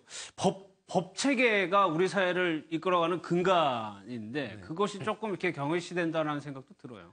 변론하기는 되게 쉬운 방식으로 변론하는 것 같습니다. 고생도 안 하고 그냥 모르니까 밝혀봐라 이런 태도로 가는데요. 일단 이 사건을 대하는 국민들에 대한 자세부터 조금 가다듬어야 될 것 같습니다. 본인이 억울한 걸 해명을 해야죠. 다만 너무 뻔히 드러날 것 같고 국민들도 당연히 당신이 했을 걸로 알고 있을 것 같은 그런 내용들은 어느 정도 인정을 하고 자기의 잘못을 비는 태도가 필요한데 다 모르쇠로 일관을 하면 국민들이 어떻게 얼마나 상실감을 느끼겠습니까? 아 근데 지금 아무도 다 떠났고 청와대 출신들이 돕지 않고 있다 얘기하셨는데 유영하 변호사는 남았잖아요. 박근혜 대통령이 예전에 삼국지에 나오는 조자룡 장군의 뭐 매력에 반했다 그런 글을 읽은 적이 있는 것 같은데 삼국지에서 보면은 조자룡이 유비의 아이를 혼자서 이렇게 품에 안고 막 적장을 뚫어서 이렇게 혼자서 나오는 장면이 있거든요.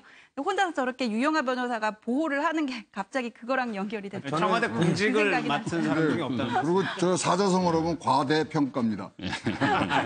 동의합니다. 네. 정치권 얘기로 좀 넘어가겠습니다. 어제 문재인 대통령이 반기문 전 사무총장을 만나서 꽤 오랜 시간 얘기를 했던 것 같습니다. 어제 오찬 내용인가요? 좀 얘기를 좀 한번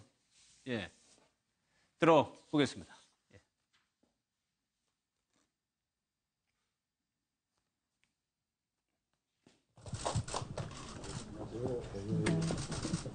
지난번에 농구 지낼 지원사한테 보내셨죠? 아주 영감이 좀 좋아지셨습니까? 네. 먼저 진심으로 반성합니다. 저는 이번 선거 때 대통령 못 찍었습니다. 아내하고 늘 싸웠는데요. 끝나고 나서 한 2주일 만에 제가 술 한잔 먹고 여보 당신의 선택이 멋졌어, 훌륭했어 인정하고 사과했었습니다. 치맥 국가 책임제를 제가 공약을 했거든요. 저도 저희 집안 가운데 아주 심하게 치매를 앓고 계신 어르신들이 계셔서 얼마나 이게 치매가 힘든 병인지 잘 알고 있습니다. 드시고 위에 쓰리십니다. 맨 위에. 네. 어머니 같이 하세요. 네. 새 정부의 출발을 잘 하셔서 국민 지지를 크게 받고 계시고 미국에서 만난 정부 인사들도 주로 전 오바마 정부 인사들이긴 하지만 한국에 대한 걱정들을 많이 하면서도 취임 초부터 국민 지지를 높게 받고 있는 새 정부에 대해 기대가 많다라고 화답했습니다. 문재인 대통령은 국내 정치는 소통을 하면서 풀어가면 되지만 외교 문제는 걱정이고 또 당면 과제이니 총장님께서 경험과 지혜를 빌려주셨으면 좋겠다라고 청했습니다. 반 총장은 외교도 국민의 총의를 참작하셔서 풀어가면 된다. 밸런스를 잘 맞추는 것이 중요하다. 110분을 얘기를 했습니다. 굉장히 많은 얘기한 거거든요. 예, 우선 저는 그 문재인 대통령의 크고 담대한 통합 행보다 이렇게 이제 규정을 하고 싶고요.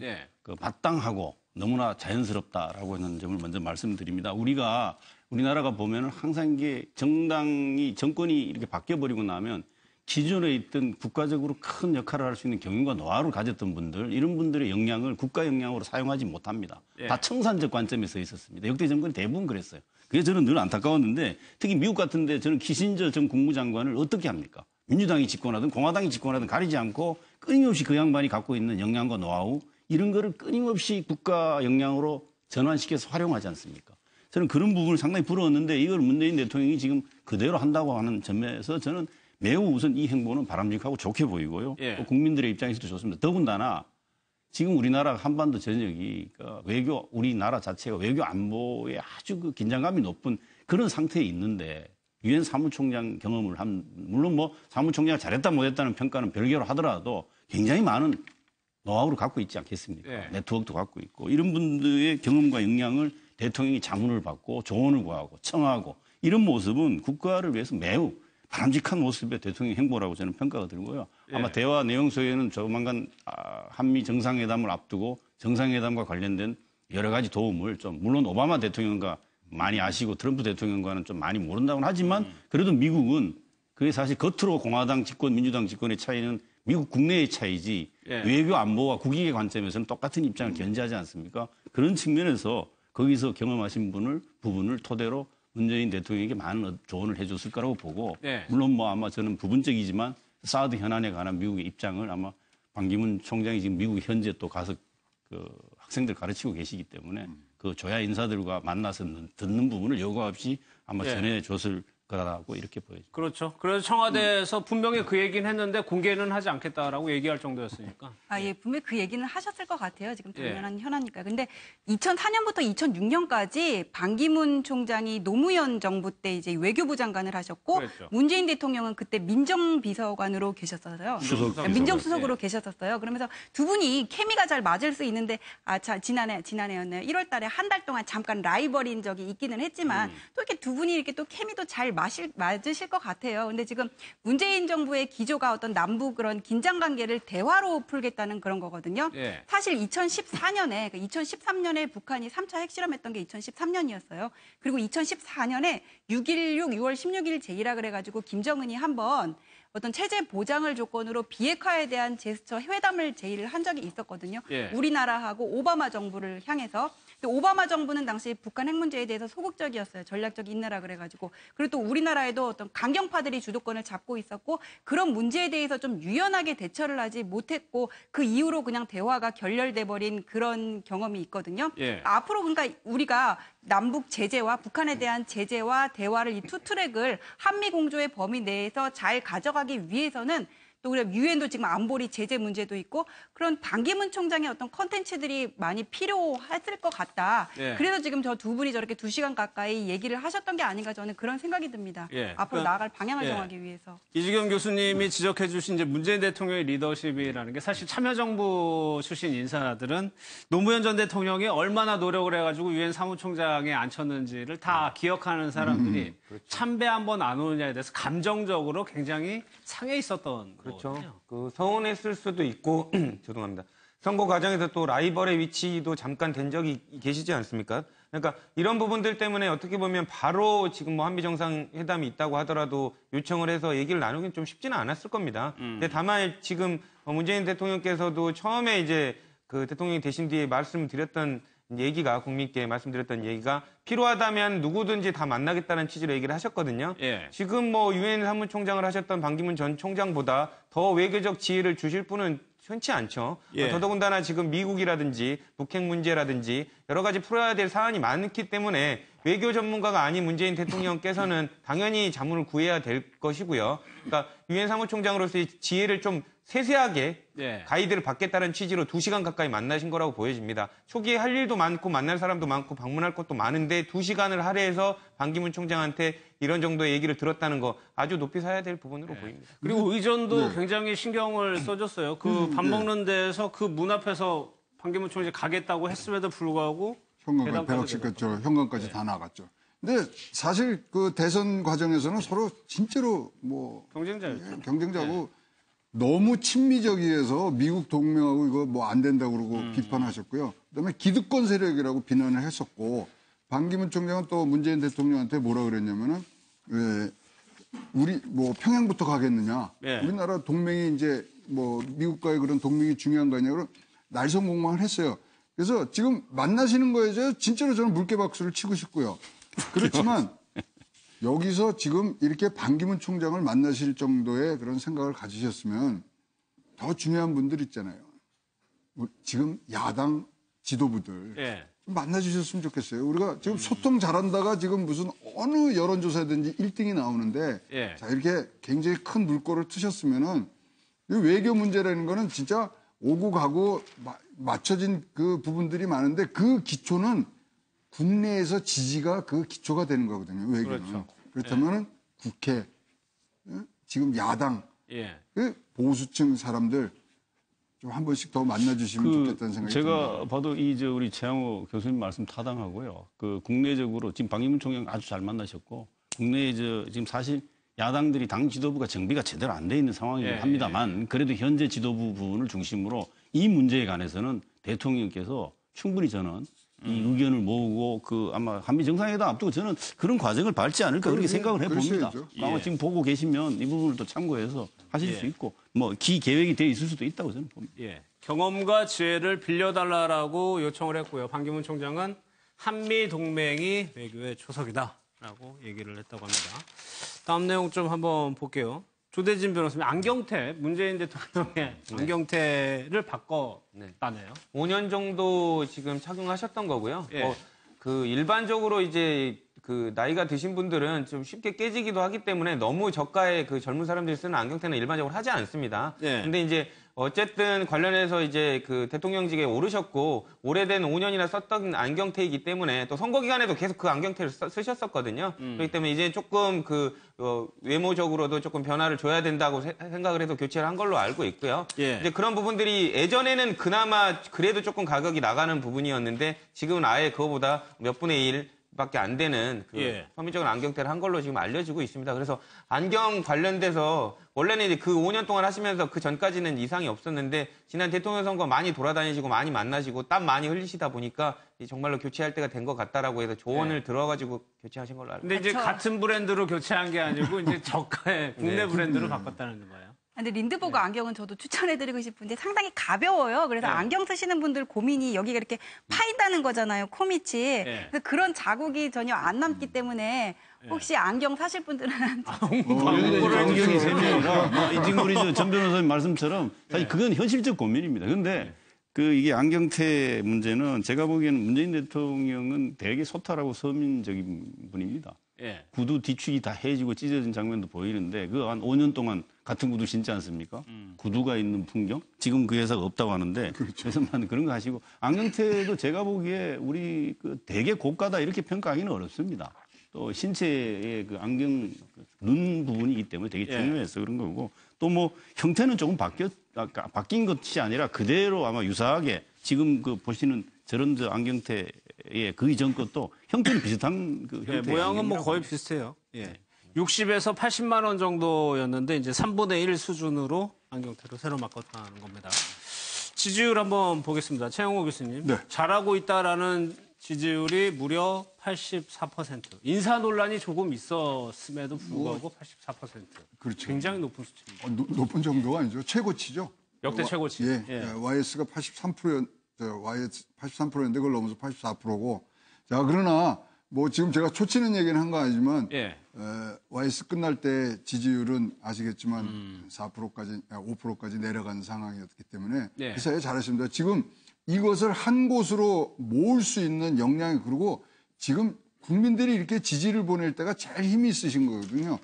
이제 정치 일정을 보면 내년도 이제 6월 달에 지방자치단체장 선거가 있는데 그 전까지는 진짜로 하실 수 있는 그런 여건과 모든 국민들이 지지와 성원을 보낼 수 있는 토대가 마련돼 있기 때문에 거기다 또 내년 2월 달에는 평창 올림픽까지 세계에 드높일 수 있는 그런 좋은 또 기회도 있고 너무나 좋은 것 같아요. 그래서 진짜 힘있게 해주시고 원칙에 맞게 해주시고 이제는 좀 배불리 걱정 안 하고 살 수 있는 그런 할 수 있는 충분한 여건이 되십니다. 잘해주시길 바라겠습니다. 이런 국민적인 압도적인 지지가 글쎄요 국정 운영을 하는데 뭐 야당에서 그런 얘기를 많이 합니다만 독선적으로 흐를 수 있다는 얘기도 하거든요. 근데 이제 그 부분은 문재인 대통령이 지금 84%의 직무수행 평가를 아주 긍정적으로 받고 계신데 이걸 유지하는 거는 문재인 대통령 스스로의 의지뿐만이 아니라 야당의 협조가 필요합니다. 야당 그 지지율 한번 아까 띄워주셨는데 한번 보여주시면 10%를 다 넘지 못하고 있거든요. 그 말은 야당이 제대로 못하고 있다는 방증이기도 합니다. 그렇기 때문에 적절한 비판이나 당연히 그 독주가 안 되도록 견제해야 되는 건 필요하지만 지지율이 저거밖에 안 나오는데 그냥 대통령이 잘하고 있다는 국민들의 대다수의 그 얘기에도 불구하고 발목을 잡는 형식으로 간다면 결국에는 그 좋은 그 정치를 하는 데서 또 방해가 될 수 있거든요. 그렇기 때문에 야당이 자기 지지율을 끌어올리기 위해서는 건전한 비판, 건전한 지적 이런 게 선행될 것으로 보이고요. 그게 아니란 저 10%를 넘지 못한 지지율은 문재인 대통령이 정권이 끝날 때까지도 아마 유지되지 않을까라는 생각도 듭니다. 그럼 그 부분은 어떻게 봐야 됩니까? 야당으로서의 선명성을 굉장히 강조해 왔는데 그것이 국민적인 지지는 얻지 못하고 있는 상황입니다. 지금 근데 뭐 사실 초기에 허니문 기간이기 때문에 저거는 뭐 당연스럽게 저렇게 나와야 됩니다. 그리고 지금 또 잘하고 계시기 때문에 저런 부분들이 있는데 분명히 뭐 6개월 이후 뭐 많게는 내년 6월 달 되면 저 숫자는 많이 좁혀져 있다고 분명히 제가 예언을 하고요. 그런 상황에서 서로 지금 우리가 바라는 거는 협치, 대연정, 대합의. 지금 하셔야 될 일들이 많지 않습니까? 그것도 모든 협치와 협조와 여소야대를 뚫을 수 있는 힘들을 가지셔야 되죠. 지금 그것들이 한 번도 소위 말하는 시험대에 오른 적은 없거든요. 예. 그런 부분들이 조금 더 선제적으로 하셔야 돼요. 지금 반기문 총장 만난 것처럼 말씀하신 이 교수 만난 것처럼 지금 만나셔야 되거든요, 사람. 네. 지금 이 지지율은요, 역대 7분의 대통령이 이제 동일한 조사기관인 갤럽의 조사 결과를 가지고 보면요. 예.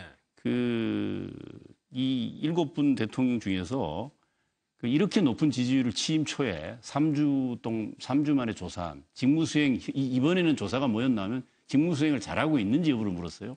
지난주 조사까지는 잘할 가능성이 있는지 여부를 물었잖아요. 이 84%는 놀라운 겁니다. 근데 사실 어떤 면에서는 이런 정도 지지를 받을 때는 두려움을 느낄 수도 있습니다. 예. 훨씬 더 조심하고 겸손해야 된다는. 아마 저는 문재인 대통령과 그 참모들이 그런 집권 여당도 지금 지지율이 50% 넘는 아주 고공의 행진을 하고 있는데 이럴 때일수록 더 겸손겸허해질 거라고 저는 믿습니다. 그래야죠. 또 그렇게 돼야 되고. 근데 야당은 뭘 생각을 해야 되냐면 어떻게 하면 국민의 마음을 다시 얻을 것인가. 저는 사실 107석에 현실적으로 존재하는 제1야당인 자유한국당이 정말로 좀 황골 탈퇴해서 야당다운 모습으로 서줘야 국가를 위해서 도움이 되는 겁니다.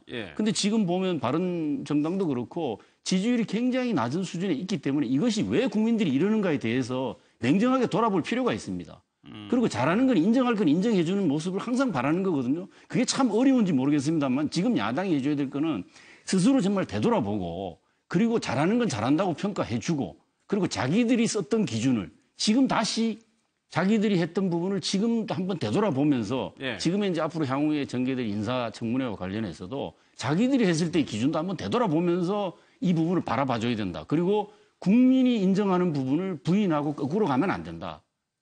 그러니까 독선을 지금 우려할 것이 아니라 본인들 스스로를 돌아봐야 되는 거죠. 그 자기들 그 행사에 의원들 모인 곳에 젊은 청년들을 초청한 것은 그건 거기까지 좋았다고 봅니다. 그럼 젊은 청년들이 돌아보면 누구 한 사람도 젊은 사람 치고 지지하는 사람 없다라고 하는 그 쓴소리를 듣기 위해 불러놓고 쓴소리한 그 사람 청년들에게 쓴소리를 하는 이런 태도를 가지고는 도대체 국민의 신뢰를 얻을 수 없습니다. 이런 수준을 가지고 여당과 대통령에 대해서 비판을 하고 문제 제기를 하면 이게 힘이 생기겠냐고요.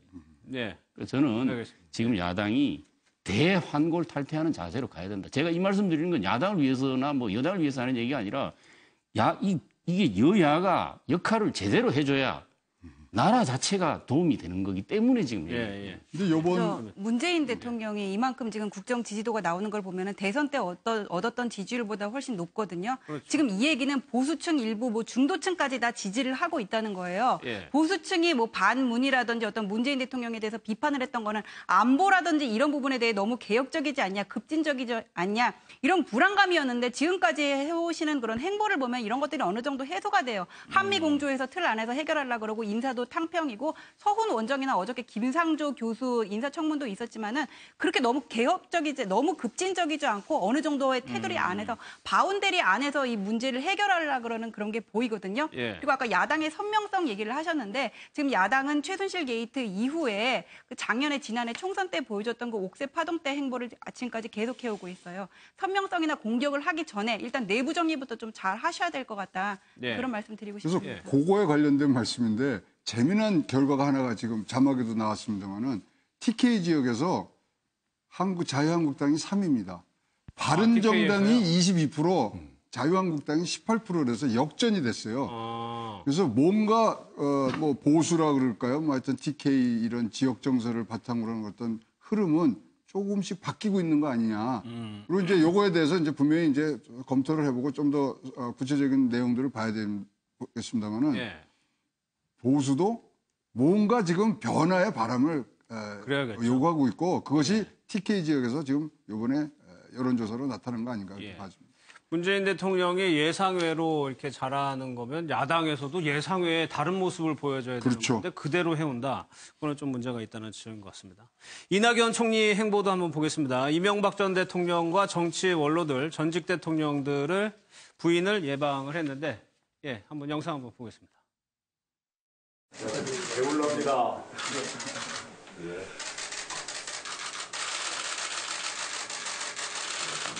안녕하셨습니까? 감사합니다. 절 드리랍니다.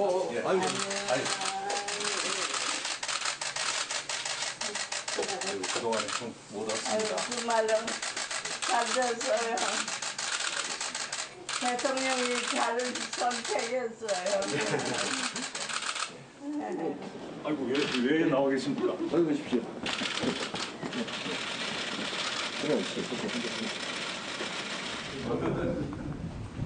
아이고 대통령.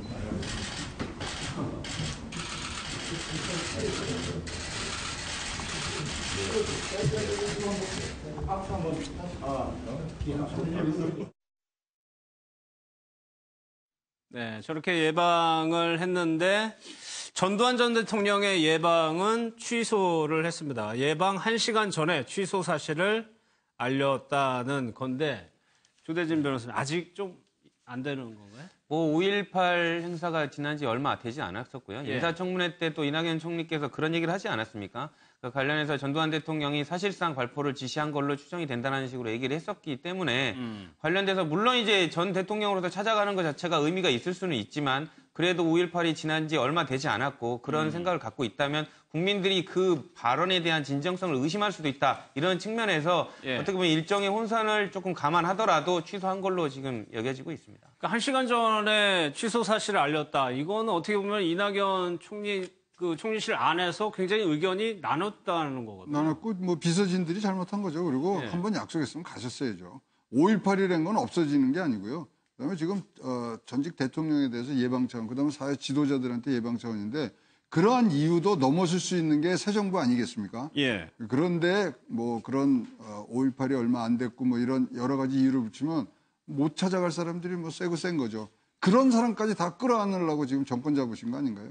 근데 이게 조금 추미애 대표도 한번 가려고 했다가 못 가고 그러니까 이런 위치가 되면은 한번 가보고는 싶은데 주변의 여론이 이게 말입니다. 사실은 저희가 이 이낙연 총리가 이제 그 문재인 대통령이 낮은 대통령을 지향하는 것과 같이 낮은 총리를 지향하는 아주 바람직한 모습을 지금 보여주고 계시고요. 또 예의를 갖추고 겸손하게 하고 국회를 존중하고 전직 대통령들의 그 부인들도 다 방문하고 하는 겁니다.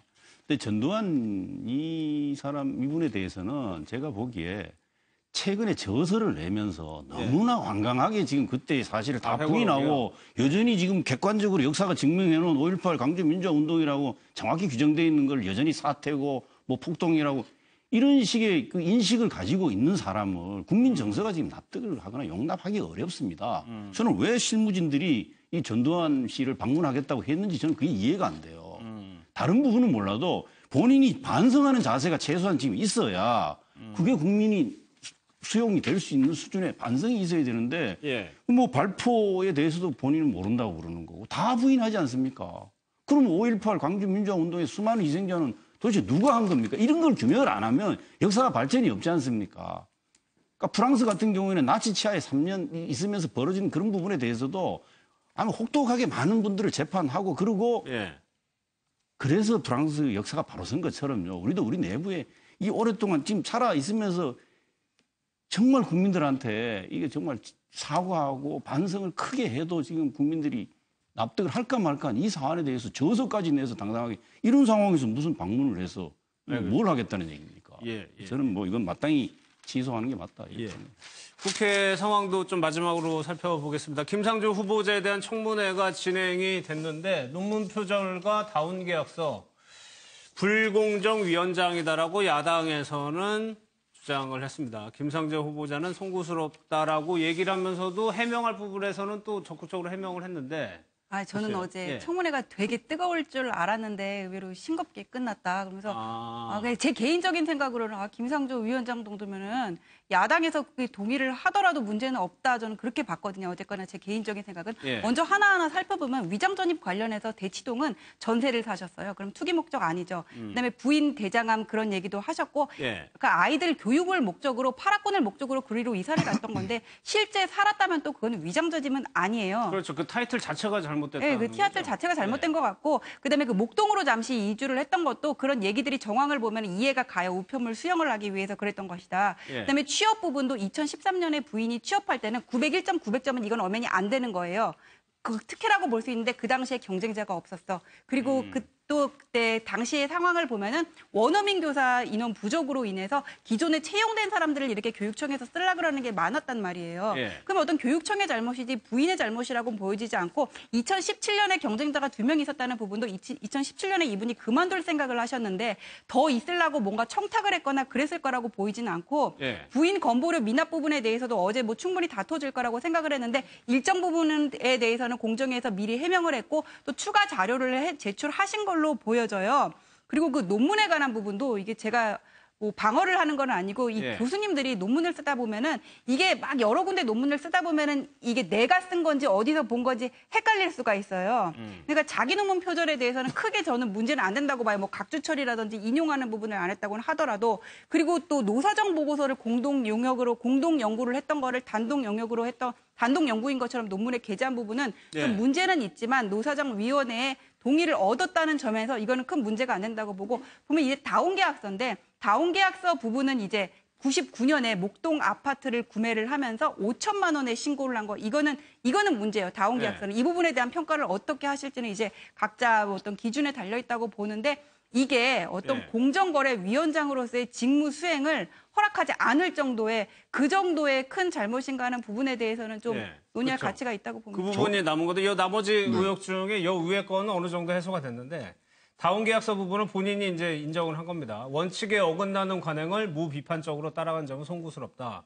그러니까 공정거래, 다운계약서라는 게 공정한 거래를 저해하는 건데 그거를 이제 공정거래위원장 후보자가 한 것이 적절하냐가 그 논쟁인 것 같아요. 물론 이제 완벽하면 좋겠습니다만 완벽하지 않은 건 사실이고요. 잘못이 과오 이익가 있었던 것도 사실입니다. 하지만 본인이 그 90몇 년도에 아파트 살 때 본인이 공정거래위원장이 될 걸 알았을까요?